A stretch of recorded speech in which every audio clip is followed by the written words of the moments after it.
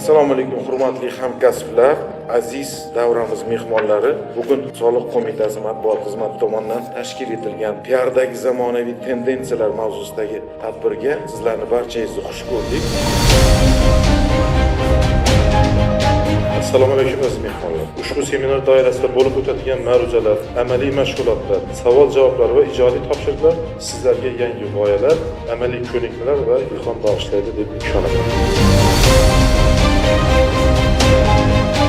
Soliq xizmatida ishlayotgan har bir xodimlarni jamoatchilik oldida ijobiy imijini shakllantirish juda muhim masala hisoblanadi. Chunki soliq yig'adigan odam, daromad qanchalar qismini olib ketadigan odam hech qachon yoqmaydi. Balki ko'pchilik oson deb o'ylar, u juda ham mashaqqatli kasb, juda ham sharafli kasb. Sizlarga alohida minnatdorchilik bildiraman.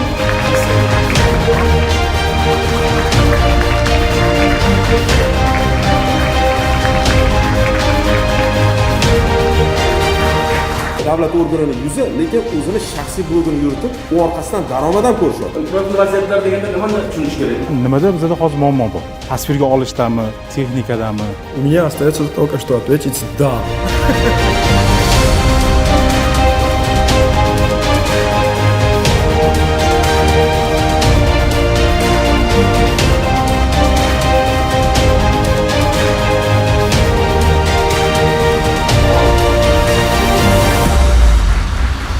Raisimiz e'tibor qaratgan joyda boshqarma boshliqlari, bo'lim boshliqlari albatta bu narsaga o'zlarini ijobiy munosabatlarini bildirishadi. Kechiktirilgan har bitta axborot tizimga nisbatan salbiy munosabat shakllantiraveradi.